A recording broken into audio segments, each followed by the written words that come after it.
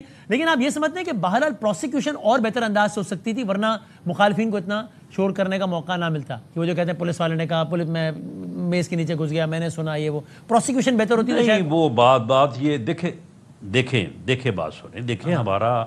ایک criminal justice system ہے کوئی آدمی بازار میں جا رہا ہو پورا رش ہو کندھے سے کندھا جو ہے وہ ٹکرا رہا ہو اور کسی آدمی کو کوئی وہاں پہ اس کا مخالف جو ہے خدا نہ خواستہ فائر کر کے قتل کر دے وہ جتنے لوگ بھی سارے اس وقت وہاں پہ موجود یا دائیں بائیں ہوں گے کوئی ان میں سے نہ مدعی بنے گا نہ گواہ بنے گا وہ کیوں اس مصیبت میں پڑے جی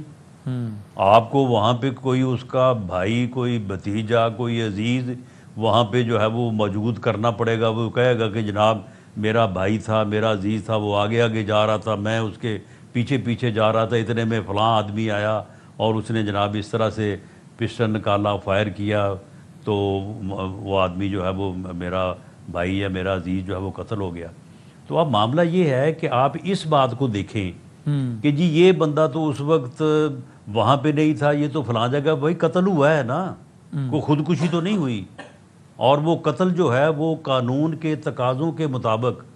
جو ہے وہ جو بھی ہیں ان کو پورا اگر کیا گیا ہے اور قتل بھی ہوا ہے تو پھر معاملہ یہ ہے کہ جس آدمی نے کیا اس کو سزا تو دینی ہے نا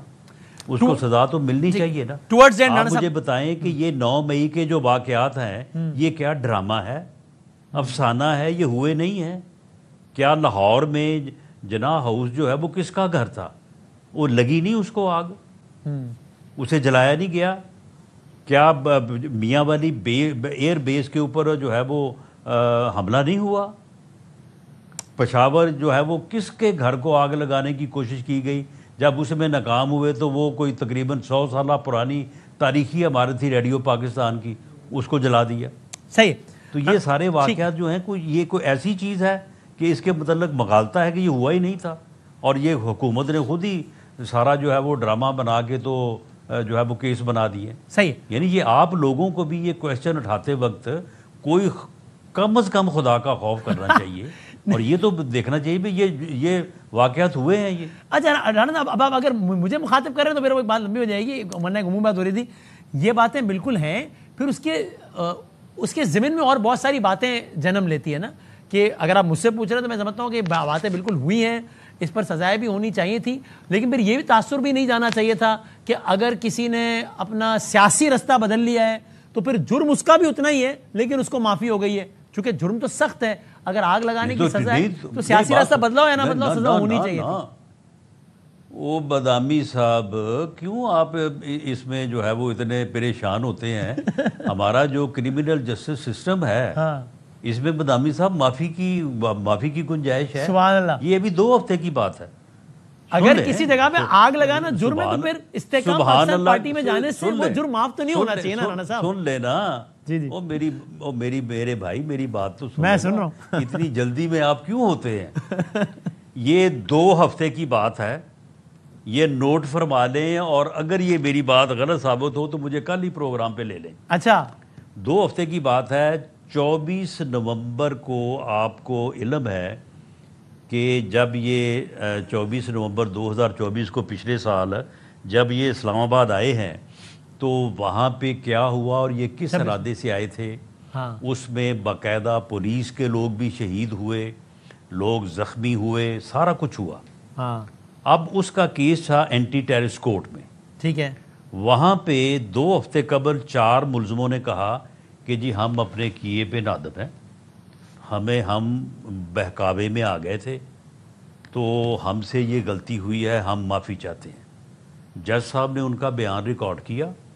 اور انہیں کتنی سزا کی حالانکہ سزا جو ہے وہ اینٹی ٹیررسٹ ایکٹ کے تحت ان کو 10 سال یا 7 سال ہونی چاہیے تھے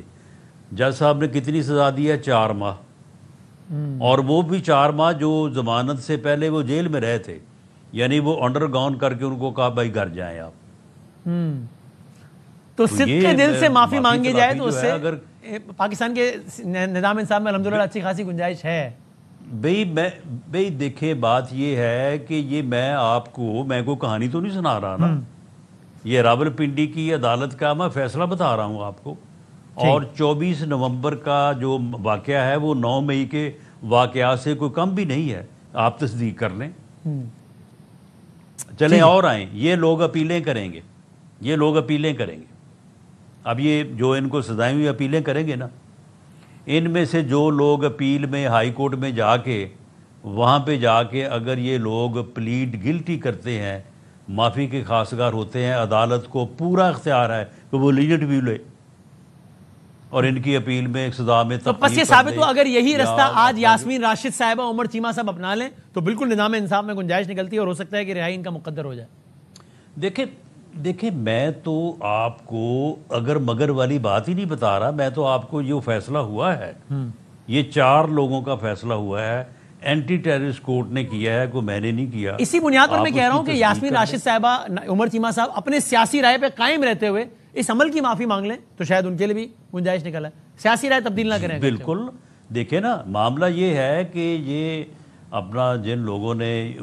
9 مئی کو یہ واقعات کیے ہیں، ان کا سیاست سے تو کوئی تعلق نہیں ہے، یہ کوئی سیاسی نظریات سے پیچھے ہٹنے والی بات تو نہیں ہے نا۔ ٹھیک ہے۔